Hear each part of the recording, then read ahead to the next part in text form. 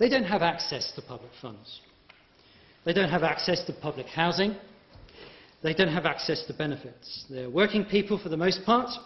93% come without dependents, so they're not a large burden on the education system. 83% are under the age of 35. Healthy and hard-working. They are very attractive to our employers. And here's the rub about the EU. When 450 million EU citizens could come to Britain tomorrow if they wanted, how can migrant numbers be controlled? It makes a nonsense of this motion before this House. So, this proposal, if it's to be real, is in fact a proposal to withdraw from the European Union. Now, if this meant the repatriation of EU citizens, I'm sure that places like Spain may want to reciprocate. And where would we be? We'd be replacing working EU migrants with retired British ones, and I'm not sure that's entirely common sense. However, like any simple motion, this one is also based on a number of assumptions. And in this particular case, I think unfounded assumptions. And they include that the UK has lost control of its borders. They include the idea that any migrants can come to Britain. And they include the idea that migration is an unbearable strain on the public purse. Now, firstly, Britain, as has been pointed out, is an island. And it sits outside the EU arrangements for open internal borders. Clearly, it can and it does control its borders. For example, rightly or wrongly, Britain has introduced a unified border control. It is adopting ID cards for foreigners, rightly or wrongly, and it's introducing electronic screening for all passengers. The idea that we don't control our borders is nonsense. Secondly, migration from outside Europe is subject to a points-based system, rightly or wrongly, and I take those points entirely. And this system awards points to potential migrants in response to Britain's actual business needs, and not in response to artificial ceilings on migrant numbers. The system requires sponsors, guarantees, labour market tests, immigration history reviews, and evidence of insufficient funds. So the idea that any migrant can come to Britain is again, nonsense. And thirdly, the idea that somehow there's an unbearable strain on the public purse, on the largesse of this country from migration is completely rubbish. According to government estimates, migration is responsible for about 15 to 20% of economic growth. Government data shows that migration increases investment, it increases innovation, and it increases entrepreneurship. Now, we heard earlier some arguments and also a reference to the recent House of Lords report on the economic impact of migration. I have a copy here with me. It does not say that evidence that there is an economic benefit. Equally, there is no evidence to show there's a cost. And it makes those claims based on the idea that somehow GDP growth is not a measure for prosperity. And I think that's quite contestable as well. But also, the report from the House of Lords, reporters being so critical of immigration, says, and these are the words, immigration creates winners. In economic terms, biggest winners include immigrants and their employers in the UK. Taxpayers are likely to benefit from the lower cost of public services. Consumers may also benefit from immigration through lower prices. And that's not all.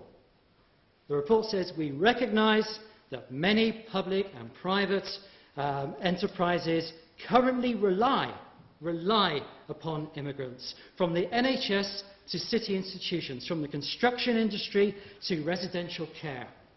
We do not doubt, they say, we do not doubt the great value of the workforce from overseas to UK businesses and public services. So I think the actual report from the House of Lords itself can put up in evidence against immigration is a lot more even-handed than is suggested.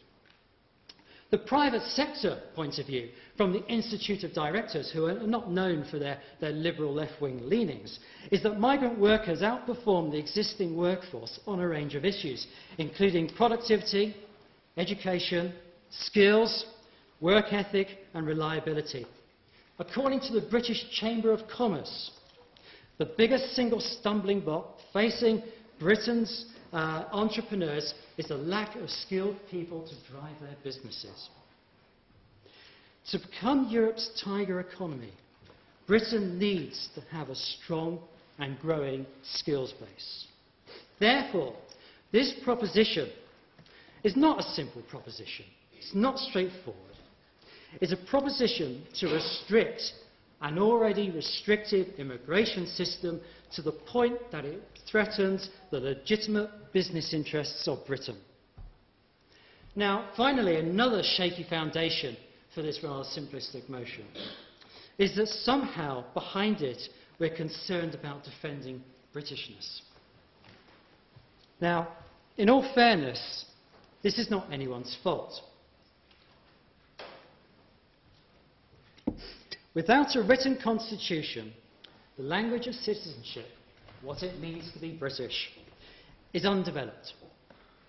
Its ill-defined worries about Britishness are a surrogate for popular concerns about immigration and multiculturalism.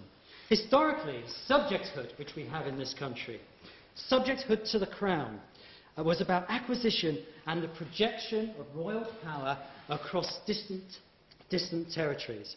And it applied equally to British citizens and subjects both at home and abroad. But what else do we know about Britishness? Napoleon once observed that Britain is a nation of shopkeepers. Indeed, with the onset of the Industrial Revolution in the late 17th century and the 18th century, Britain introduced free trade to the world, backed up with the might of an imperial navy. Britain even waged 2 wars with China to open up ports and markets. London was thrown open to traders from around the world who came here to buy and sell. This was the start, at that time, of globalisation, a trend that was interrupted, sadly, by 2 world wars and the Cold War. The British tradition of our island nation is that of openness and freedom. Why? Because it's good for business. Notions of Britishness are closely tied to these roots. A common liberty to improve one's lot that cuts both across class and nationality. British history, British destiny, and Britishness are all bound up with our relationship with the rest of the world. We have an island nation, but we do not have an island mentality. And this proposal is to retreat into insularity that is totally against all our historical precedents. Now, the problem with this debate, and it's something I agonise over, is the muddled thinking that riddles through it. Only a couple of months ago, I was reading the Daily Telegraph, and on one page there was a story bemoaning the fact that there was a rise in foreign migrant workers in this country. And on another page was another story, fretting about the loss of foreign tax exiles. I don't get it, but this is indicative, I think, of some of the deceptive, simple positions that are based around this particular motion. The motion before the House is simple, but it's deceptively simple. What this proposition really means is an unravelling of 30 years of policy making.